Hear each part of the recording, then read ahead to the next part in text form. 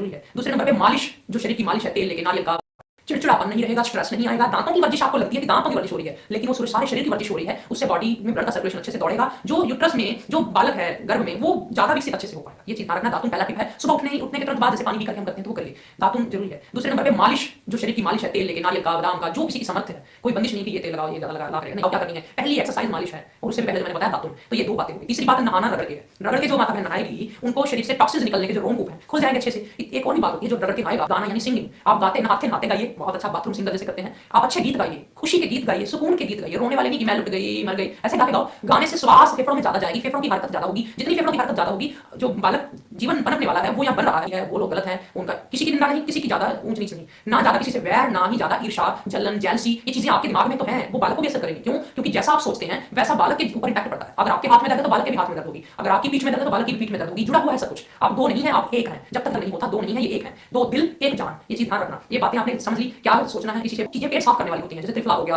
बथुआ हो गया, ऐसी चीजों को सेवन करना, एलोवेरा हो गया, इनसे जिनसे भी पेट साफ होता है ना। गुलकंद छोड़ के, गुलकंद सॉफ्ट है, नरम है, या मुलेठी नॉर्मल है, ये चीजें पेट साफ करने के लिए ले सकते हो, अदरवाइज और कोई पेट साफ करने की चीजें नहीं खानी होती। इसके अलावा आपको मैं पता नहीं करनी है, नहीं करने वाली चीजों में गुस्सा, ज्यादा लड़ाई झगड़ा, भोग वासना में ज्यादा नहीं डूबना है। इस चीज का ध्यान आपने ही रखना है। पवित्रता, जो आप पढ़ेंगे, रीडिंग का पूरा ध्यान रखिए, जो पढ़ेंगे आप रेगुलर अच्छी चीजें पढ़िए, उससे वही चीज जो बालक के माइंड को सिंचित करेगी। क्योंकि जिंदगी में पैदा होने से कि अपामार की जड़ बांधने से नॉर्मल डिलीवरी हो जाती है। बाकी बटरफ्लाई तो हम प्रारंभ से उनको करने के लिए बोलते हैं, और थोड़ा अनुलोम विलोम लेडीज कर लेती है, अपने आप नॉर्मल डिलीवरी हो जाती है। तो आपने पूछा ब्लड प्रेशर, प्रेगनेंसी के दौरान बीपी हो जाए तो एलोपैथी की दवा ले। देखो जितनी भी मेंटल डिसऑर्डर्स आजकल देखने को मिल रहे हैं, जेनेटिक बीमारियां देखने को मिल रही है, हार्ट की प्रॉब्लम है, अस्थमा की प्रॉब्लम है, एलर्जी की प्रॉब्लम है, टाइप 1 डायबिटीज है, ऑटिज्म की प्रॉब्लम है, ये सारी की सारी प्रॉब्लम का एक कारण है प्रेगनेंसी के दौरान लेडीज यदि कोई भी किसी भी प्रकार के देश दवाइयां खाती है, खास करके एलोपैथी की दवाइयों का बहुत दुष्प्रभाव है। डॉक्टर भी इस बात को कहते हैं। तो ये अनुलोम विलोम, फिर इसके बाद भ्रामरी शीत शीतकाल, ये 5 प्राणायाम प्रेगनेंसी के दौरान लेडीज को करने चाहिए। और मेधा पात रात को पानी में भिगोते बिना उबाले, मिट्टी की कटोरी में रात को भिगोते, सुबह उसका पानी पी ले। स्वामी जी आपकी इजाजत से कुछ सवाल भी हम ले लें? पहले दिन से बीपी नॉर्मल होगा, ये पॉइंट भी दबा ले। अनुलोम विलोम भ्रामरी, ओम शीतरी शीतकाली जी, ये शीतरी और ये शीतकाली। स्वामी जी दर्शकों के बहुत सारे सवाल आ रहे हैं, आप एक्यूप्रेशर के पॉइंट सवाल आ रहे हैं, आप एक्यूप्रेशर के पॉइंट्स बताएं, और इसी के साथ साथ हम दर्शकों के कुछ सवाल ले लेते हैं। गुजरात से रुचि है, वो ये कार्यक्रम देख रही हैं, उन्होंने सवाल भेजा है। वो 5 महीने की प्रेग्नेंट है और सही खान पान के बावजूद सिकनेस बहुत ज्यादा रहती है। आपने नॉर्मल डिलीवरी के लिए अपमार्ग की जड़ बताई थी, क्या ये अपमार्ग आसानी से मिल सकता है और कहां मिल सकता है?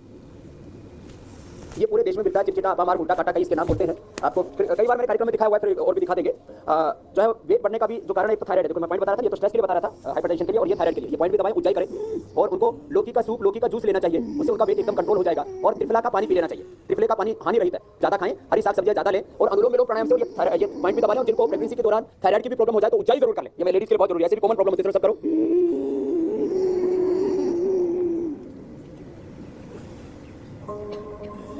सिंघाड़ा खा लिया करें, सिंघाड़ा। और हमने सिंघाड़ा से, धनिया से और बहेड़ा से, इन सब से ये तैयार कर रखी है थायरोगिड। तो थायरोगिड भी 2 गोली खा ले। तो थायराइड की दवाई लेने के लिए जो बीपी के लिए बता दिया। और शुगर जिनको प्रॉब्लम हो जाती है तो खीरा, करेला, टमाटर के जूस के साथ ये गिलोय, ये चिरायता, इनको पानी में भिगो करके पानी पी ले। ये 100% शुगर अपने आप बैलेंस हो जाता है। अनुलोम विलोम प्राणायाम कर ले तो ये प्रेगनेंसी के जाता है। अनुलोम विलोम प्राणायाम कर ले तो ये प्रेगनेंसी के सिर में दर्द हो तो बादाम रोगन नाक में डालो, और बादाम रोगन दूध में डाल करके पी ले। बादाम और अखरोट का पेस्ट बना करके भी दूध में घोल करके पी ले। अनुलोम विलोम करने तो माइग्रेन पेन भी लेडीज को नहीं होता, नहीं तो ये किसी को तो दौरे पड़ने लग जाते हैं, सीधे आने लगते हैं। तो उसके लिए मैं बार-बार कहता हूं 2 चम्मच गाय का घी या 2 चम्मच बादाम रोगन जरूर लें। उससे आपके ब्रेन के न्यूरॉन्स के जो सिनेप्स गठबंधन है वो ठीक रहेंगे, और जो उनकी पूरे के पूरे न्यूरॉन्स के जो ऊपर इंसुलेशन है।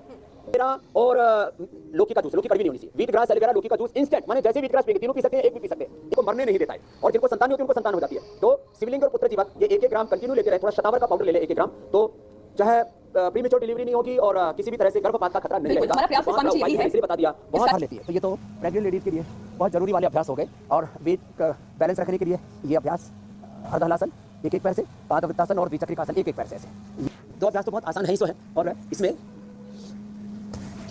अपने शरीर को पूरा पश्चिमोत्तानासन नहीं हो पाता, इतना तो हो जाता है। ये ऐसे छोटे छोटे अभ्यासों के द्वारा अपनी फिजिकल एक्टिविटीज़ को, अपनी फिजिकल मूवमेंट्स को अच्छा करना। और ऐसे फिर ये हमारे प्रॉब्लम्स थे तो इसलिए हमने ये किया। और जो है ये संतति सुधा, ये तो इसके लिए अप्रतिम है। संतति सुधा ये तो ऐसी चीज़ हो